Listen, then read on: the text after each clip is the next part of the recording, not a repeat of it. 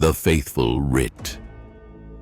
The warp is forever just on the other side of real space. A hair's breadth away. A roiling realm consisting of pure emotion and raw psychic power. Here, all the worst impulses and desires of the unconscious mind are given freedom. These dark mirrors have wills of their own, and their promises of power are a potent lure to many. From mortals naively simply seeking a better life, to wretched traitor Astartes who have turned their backs on the Imperium, chaos corrupts entirely, be it by 1,000 cuts or all at once. The dark gods ultimately seek to break into real space and cause havoc throughout the galaxy. The galaxy must burn, be cleansed of all the old lies, and the very fabric of reality be remade in the image of the Empyrean. The Faithful Writ is one such warband of chaos devotees, led by the megalomaniacal dark apostle Malequence, sequestered away in the Reach bordering the Gilead system.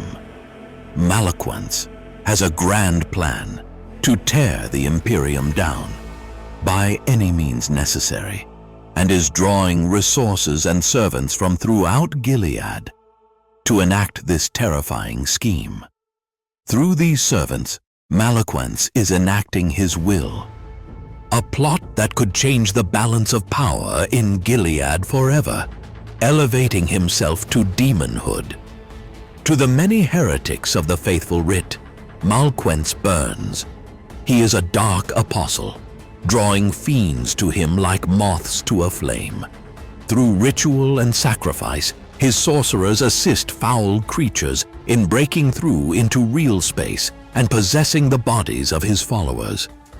From his power comes the name Faithful of the Writ, those followers who obey his every command as law.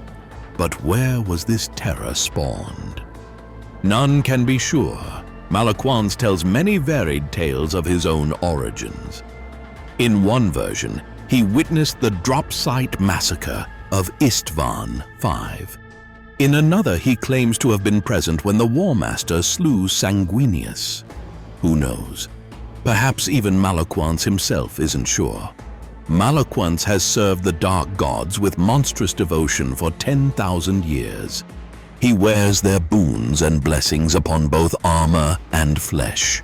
Jutting horns, weeping sores, leering eyes and fanged mouths, all bearing foul testament to his favor. Malequence's desires are not complicated. He simply wants to tear the Imperium to shreds and have a statue of himself made from the ashes of the empire that wronged him. It is not enough that the Imperium falls. The galaxy and the gods must know that it was Malequence that made it so.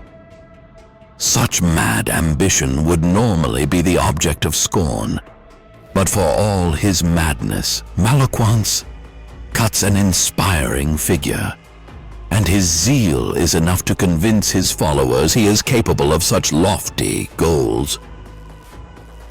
My father, Lorgar, was the wisest of the wise. He reached into my heart and whispered the truth of this universe. Would you like to know what he said? Iscarius the Golden, Iscarius the Chosen.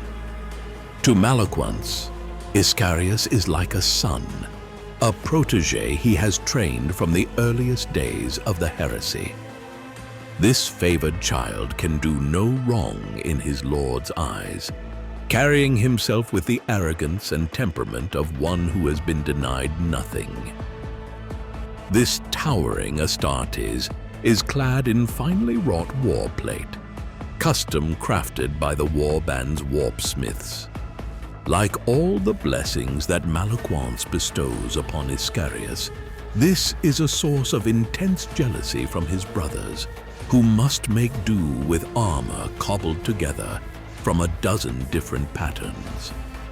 He is louche in the extreme, and when not waging war, descends into the multitude of sordid pleasures available to him. His tastes are infinite, and his whims like the flitting of the wind, meaning he is never truly satisfied, always looking for the next distraction. While Macintosh styles himself as the wielder of fates, a better title might be the jealous. Though a powerful summoner in his own right, Macintosh's power pales in comparison to Malaquant's, who uses him to carry out mundane sorceries and alchemy as he requires. Macintosh's defining characteristic is overreaching. He isn't one for grandstanding, preferring to follow Tzeentch's example of cunning and subterfuge. To this end, he has endeavored to bind a demon to his will, Aravitu Urhal, to do his bidding, summoning and banishing the creature from the warp as he pleases. Aravitu Urhal, shambling morosely behind its master.